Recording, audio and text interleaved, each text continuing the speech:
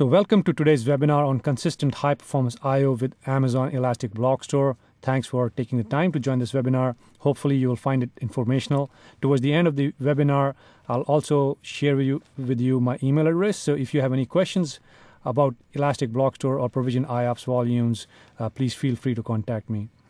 So today, we will go over what storage options are available to you as you start moving your applications to Amazon Web Services or start developing new applications on Amazon Web Services. We'll introduce Elastic Block Store and also Provisioned IOPS volumes that we launched last August.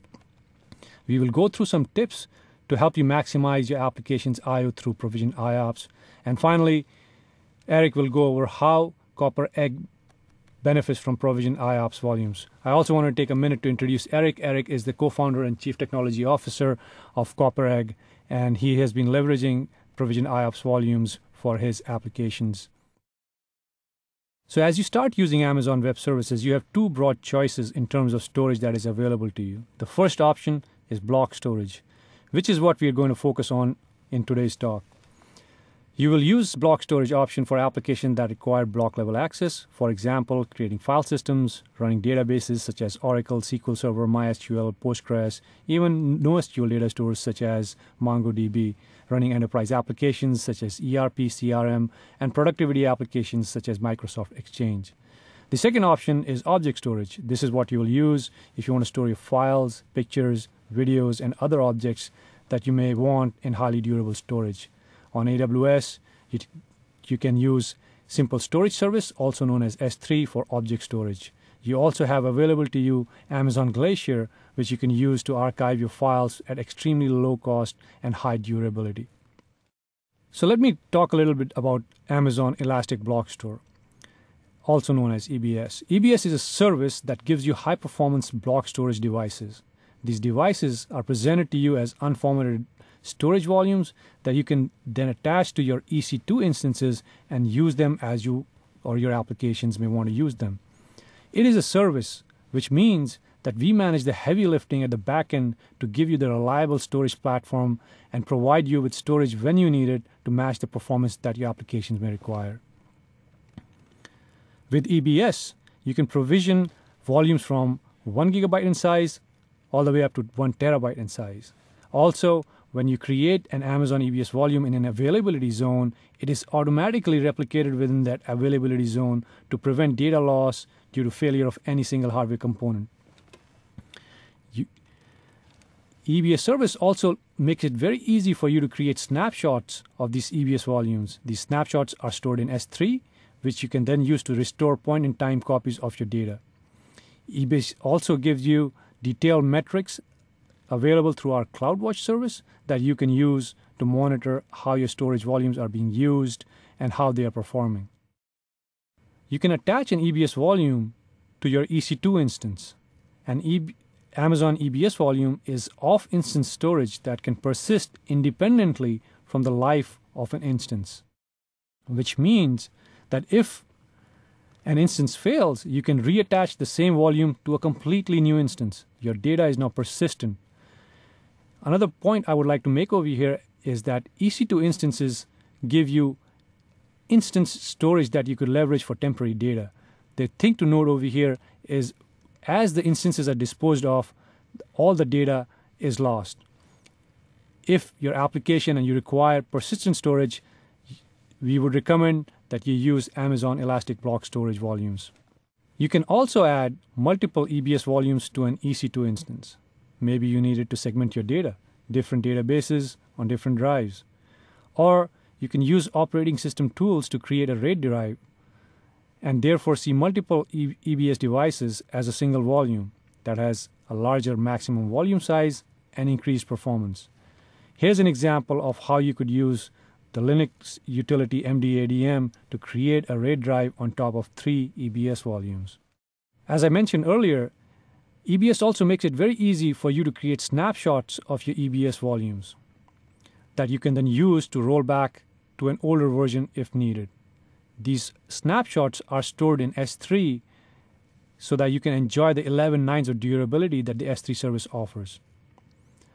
Also, we recently announced a feature called EBS Snapshot Copy, whereby you can copy EBS snapshots between different AWS regions. You may want to do this if you're expanding to a new geographic region, for example, migrating your application, or used for disaster recovery, further improving the durability of your application. So that was some background about what EBS is. I'll encourage all of you to go review our website for more details on the EBS. I'll have the link for EBS website towards the end of the presentation. So when you provision a volume in EBS, you're given two choices. You can ask for a standard volume, or you can ask for a provisioned IOPS volume. With standard volumes, you can expect to get around 100 IOPS performance on an average with the ability to burst to more. It's a great volume for boot devices, file and media storage, and processing file and media type workloads. However, if your application workload demands more consistent performance, last August we introduced a new EBS volume type known as Provisioned IOPS volumes. With Provisioned IOPS volumes, we let you specify the amount of IOPS you want and the storage you want. Today you can specify up to 2,000 IOPS for volumes. The Provisioned IOPS volumes are ideal for production OLTP type of workloads that have stringent performance requirements and generate largely random I/O. So you can start using Provisioned IOPS volumes by simply going to the AWS Management Console and specifying the type of volume you want, in this case Provisioned IOPS, the size of the volume, and the number of IOPS you want.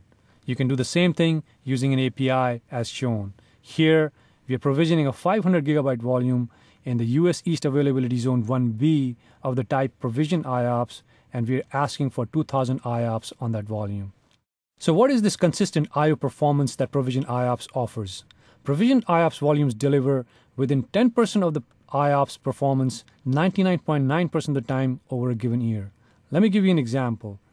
If you asked for a 200 gigabyte volume with 1,000 IOPS performance, 99.9% of the time, the actual I/O on the volume will be 900 IOPS or higher over a period of a year. As I mentioned earlier, standard volumes are great for boot volumes, running applications with moderate and bursty I/O, sequential I/O access. However, with Provisioned IOPS volumes, you can now run transactional applications that require high and consistent I/O. Ever since launch in last August, a lot of our customers have successfully run these following workloads on Provisioned IOPS volumes: relational databases such as Oracle, SQL Server, MySQL, Postgres, NoSQL data stores such as MongoDB, productivity applications such as Microsoft Exchange, and other enterprise applications such as ERP, CRM, and others. Provisioned IOPS also has a very simple and predictable pricing model. There are only two components to this pricing: 12.5 cents per gigabyte per month and 10 cents per Provisioned IOPS month. Let me give you an example. Say you had an application that required consistently 500 IOPS and you wanted 100 gigabytes of storage. You can easily go and ask for a Provisioned IOPS volumes that'll give you 500 IOPS for a 100 gigabyte volume. And you'll pay $62.50 a month for consistent 500 IOPS performance. You could do the same with standard EBS volumes, but you may have to use 5 volumes, add them all together to get the performance you want, and on a best efforts basis, you may be able to get 500 IOPS performance, but the price may be a little higher than what you may pay if you were using a Provisioned IOPS volume. So as you can see, for consistent IOPS performance, we have optimized the Provisioned IOPS volumes in terms of price and the price performance that you get out of these volumes. So as you start using Provisioned IOPS volumes, here are some tips that I want to walk through that may help you get the most out of the volumes that you will start using and deploying. When we launched Provisioned IOPS volumes, we also introduced EBS-Optimized instances. What these instances give you is a dedicated bandwidth to its attached EBS volume. We recommend that you use the EC2 EBS-Optimized instances whenever you're leveraging the Provisioned IOPS volumes. I would also like to point that you can use EC2 EBS-Optimized instances for standard EBS as well. What this is giving you is dedicated bandwidth to the EBS subsystem, and you're not sharing the network connection on that instance with any internet or application traffic. Today there are 3 EBS-optimized instance types, which will continue to grow. With M1 large, you get 500 megabits a second dedicated to EBS. With M2 extra large and M2 4 extra large, you get 1 gigabits per second today. With cluster compute instances, we have sufficient bandwidth to EBS, and they are a great fit for provisioned IOPS volumes to run high I/O applications. Now I want to take some time here to go through how we process IOs on the provisioned IOPS volumes. I think you will find that this is an important concept to understand as you start using provisioned IOPS volumes. Reads and writes in provisioned IOPS volumes are processed in IO sizes of up to 16 kilobytes, and they're throttled on the number of IOPS you provision. So if you write bigger than 16K IOs, we perform these writes in 16K units. So while you can write any block size, you can't go faster than what you have provisioned, either on IOPS or throughput. Let's take an example. On a 2000 IOPS volume, you can get 2000 of 16 kilobyte reads or writes per second, or 1000 of 32 kilobytes reads and writes per second, or 500 of 64 kilobytes reads and writes per second. You will consistently get 32 megabytes per second throughput if your IO sizes are 16 kilobytes or higher. But say you were running a database on these volumes and you performed an index creation action that sends IOs of 32 kilobytes. The amount of IOPS you will get out of this 2000 IOP volume will be 1000. You will still get the 32 megabytes a second throughput. On a best effort basis, we will let you burst up to 40 megabytes a second on these volumes. As I mentioned, you can get up to 2000 IOPS per volume. What if your application wanted more than 2000 IOPS on that node that you're running applications on? In this case, you can stripe multiple volumes together to get thousands of IOPS and increase throughput. You have two choices. You could use RAID 0 or RAID 1 plus 0. You'll use RAID 0 for backup scenarios where databases have data replication. I/O is distributed across volumes in a stripe. If you add a volume, you get the straight addition of throughput. Today we have customers running greater than 20,000 IOPS on a single node, for example. You can also use RAID 1 plus 0. You'll use this when data loss isn't operationally tolerable. Your application or database can't tolerate the loss of a volume or instance. It's safer from the standpoint of data durability. However, it doubles the amount of I/O required from the instance to EBS compared to RAID 0 because you're mirroring all writes to a pair of volumes, limiting how much you can stripe. So here's an example of how you can use MDADM utility to create a RAID device on top of 4 EBS volumes. So there are only 2 scenarios where you may notice some variability in the performance of the provisioned IOPS volumes. These are things that we continue to work to improve upon, and we'll keep you updated on the progress in the coming months. The first point is if you're accessing data on your volume for the first time, you may experience up to 50% reduction in IOPS. Your performance should be restored once your data has been accessed once. You can mitigate this impact by reading the volume before you use it for your workload. For example, you could use the Linux dd command as shown to do the same. Number 2 is snapshots. Frequent snapshots provide a higher level of data durability, but they also degrade the performance of your application while the snapshot is in progress.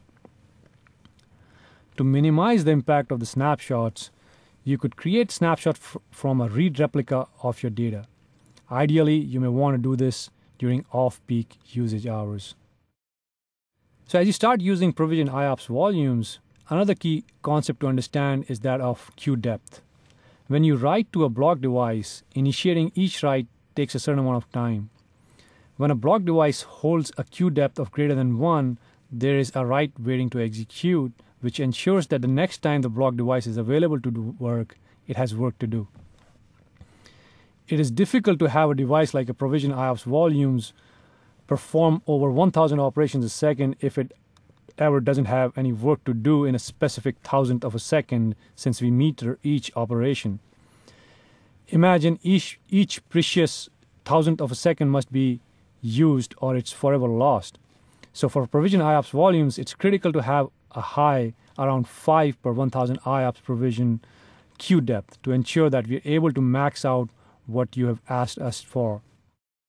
You can monitor queue depth in the CloudWatch metrics that we provide for EBS.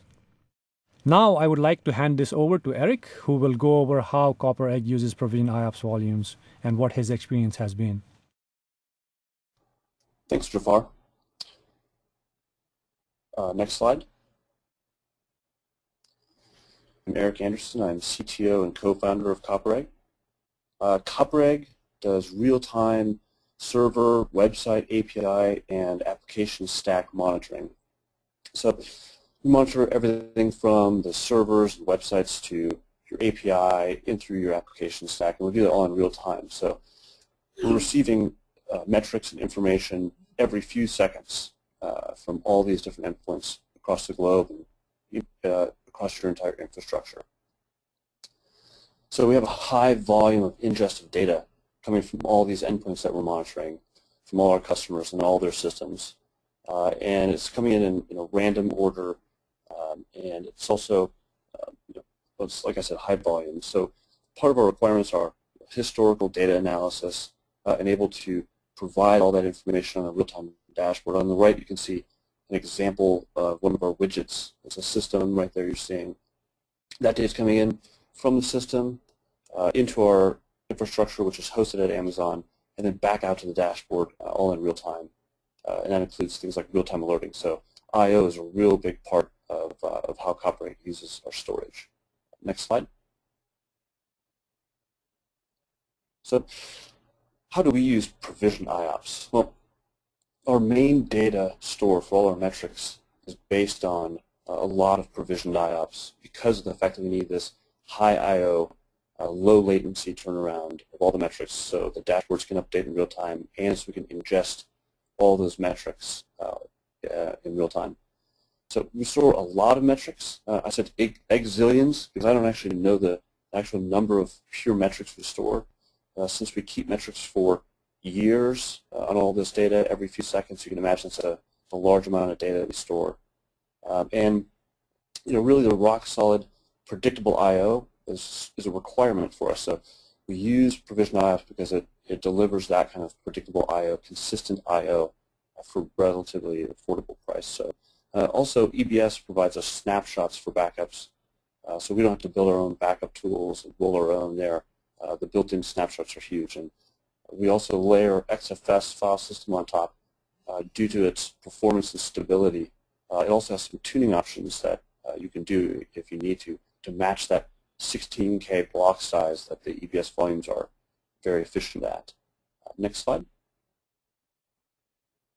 So some of our I/O demands, we store lots and lots of data, terabytes of data.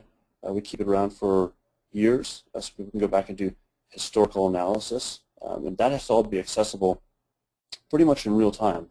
We can't pull that from an S3 or Glacier because people want to see that data when they're doing some forensic analysis. Of course, we have to have backups. Obviously, you have to be able to back up all your data. And you definitely don't want to roll your own backup or snapshotting tools. So the built-in snapshots that EBS and Provisioned IOPS provide you are fantastic for that. High I/O requirements, 10 to 15,000 ops a second per node minimum as a requirement. We'd love to have 30 or 40 or 50 even on some of our systems. And Provisioned IOPS do help you achieve that. And the consistent I/O behavior is really important since your service, your application depends on that consistent I/O. Spiky, inconsistent I/O is not great for service, keeping SLAs and such like that. So you really can't have spikes in your I/O patterns. Next slide. So we sort of define an I/O sweet spot. Some of these are obvious. Data persistence, you need to be able to stop a system, boot it back up, and still have your data there, still be able to get to your data and access it. Stability, obviously, is very important. Unstable storage is not very useful for you. And performance is a requirement. Obviously, you want to have not just high performance, so you can get lots of data in and out, but you also want to have predictable I/O. You want to know that if I want 500 ops a second, I'm going to get 500 ops a second all the time throughout the month, and not have it 500 ops per second most of the time and 100 ops per second the rest of the time.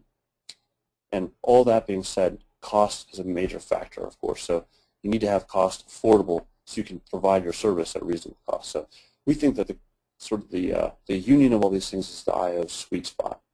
Next slide. So where standard EBS really hits three of those. It's persistent, it's cost-effective, and it's stable. Provisioned IOPS really hits all five. It really is the overlap. You get high performance, so you provision exactly the I/O that you need. You can get more than 20,000 ops a second on a single node. It's very impressive. Considering it's not a burst of 20,000, you can get a sustained 20,000, so you can rely on it. The extremely predictable I/O characteristics, this is consistency, and you really need to have solid consistency when you're building a production scale application on top of any kind of storage. And the cost is reasonable. I'll show you in a little bit how reasonable it is. And by predictable cost, I also mean at the end of the month you know precisely what you're going to pay for your storage versus standard EBS, you pay per I/O. And if you have a burst of I/O, say you have some rogue log generation or app, it can eat up a lot of I/O that you're not aware of and cost you a lot of money that you weren't predicting. Also, data is replicated in the same availability zone, just like standard EBS. So, the reliability and the stability is there, just like standard EBS. So it really hits that sweet spot of all five of those things overlapping. So that's what we really like about it. Next slide. So, is it cost effective? Well, I think it is. And if you look at this, I tried to chart sort of the difference between standard EBS and provisioned IOPS EBS and the monthly cost of an example 500 gigabyte volume at different operations per second. So one thing you should know about this chart is on an EBS, standard EBS, you really are not going to get too much more than about 300-400 ops a second. And so even though I've charted it all the way up to 2,000 as an example, you're not going to be able to get 1,000 or 2,000 operations per second out of a single EBS volume. You really need provisioned IOPS to achieve that. On the other hand, you're also not going to get 0 operations a second out of provisioned IOPS. There's no way to really provision that. So, so there are some overlaps here. But for steady I/O use patterns, it's extremely, extremely cost effective. In fact, it may be cheaper for you to use provisioned IOPS EBS in those cases. And in some cases, just the predictability and consistent nature of it is worth paying more, even if you're over-provisioning your IOPS a little bit to get that consistency. So, like I said, no 0 IOPS on provision. So if you have a very low IOP use, you may want to consider this. But I use this as a chart to kind of figure out where our storage patterns are, which EBS to choose as we build our infrastructure out. Next slide. So this is our kind of rule of thumb to go by. If you need predictable performance, consistent I/O patterns, then you absolutely want to use provisioned IOPS. You don't want to use standard EBS for that. If you have less than 100 operations per second on average, standard EBS is probably fine for you. If you want 50 ops a second consistently, you can probably get that with standard EBS, but really if you need predictable, choose the provisioned. If you're okay with it being a little unpredictable and you've got really low operations per second usage, then standard EBS is probably fine. It'll probably be a little cheaper for you there. If you need more than 100 operations per second per volume, as you saw in the previous chart, you should probably pick provisioned IOPS. It probably will be cheaper for you. Of course, there's caveats and your mileage may vary, but really when you look at that chart, the question really comes down to, can you afford not to use provisioned IOPS? Just the consistency and performance is worth the money overall. One more thing before I wrap up and turn it back over to Jafar is keep in mind that the performance patterns and reliability of your service or app depend on the storage layer's ability to deliver consistent I/O performance at any given time.